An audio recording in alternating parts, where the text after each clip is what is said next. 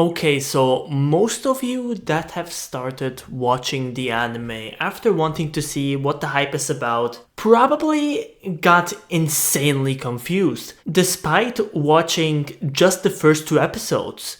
The thing is, everything you're confused about is actually really well explained in the novel.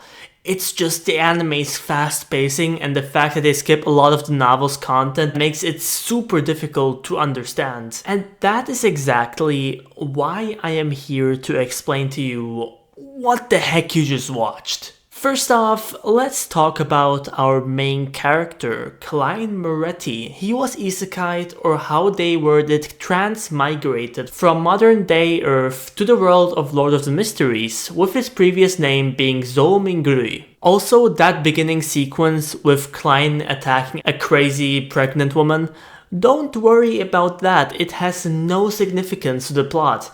It's just retrospective to a plot point that is going to happen. It was not in the novel at that point, but I seriously feel like they only added this to confuse you guys more, like I low-key feel bad for all of you. Now we have this whole thing about potions and sequences. Well, basically, there are 22 pathways, and every pathway has 9 sequences, with lower numbered sequences like 1 or 2 being stronger than higher numbered sequences like 9 or 8. So basically, the higher the number, the weaker the sequence. You can advance in sequence by drinking a potion, and you cannot change your pathway after drinking your sequence 9 potion. This has been briefly mentioned at the start of episode 1, but is easy to overlook. Our main character had advanced to sequence 9 of the Zero pathway in episode 2 of the anime. People who have drunk potions are called Beyonders.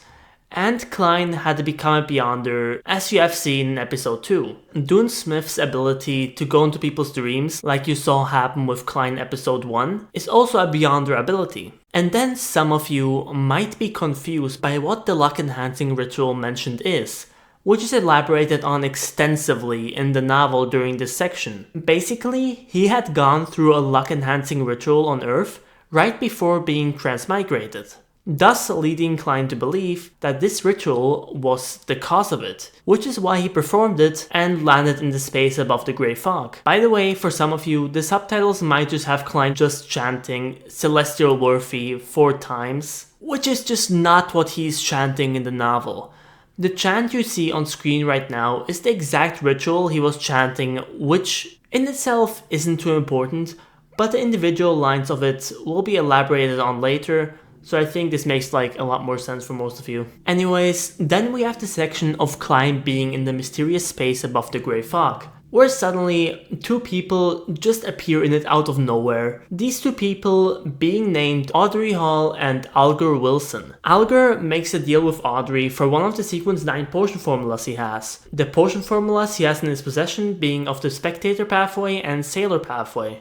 Also, I'm not sure if it was shown in the anime, but Alger actually demanded 100 milliliters of Ghost Shark Tooth for the formula. Then what briefly flashed by in that little intermission between the episodes are the names of all the Orthodox gods that the churches believe in. The group that Klein is a part of, the Nighthawks, believe in the Evernight goddess. The various other churches believe in the god that's in the title of the church. The Church of the Lord of Storms, for example, believes in the Lord of Storms. It's pretty simple actually. And about that Antigonus notebook, it's basically something the previous Klein and his friend Welsh and the other guy bought off some market. The history of Lord of the Mysteries is split into 5 epics. Klein right now is living in the 5th epic, and the Antigonus notebook was from the 4th epic. All the epics are pretty mysterious, we basically don't know anything about what happened in those epics, so we are going to find out more as time goes on. But one thing I do have to say is cool as shit is the way they adapted the Roselle diary pages. I'm sure they will adapt future diary pages just as well, but let me explain what exactly Roselle was talking about in case you didn't catch it or understood what he meant.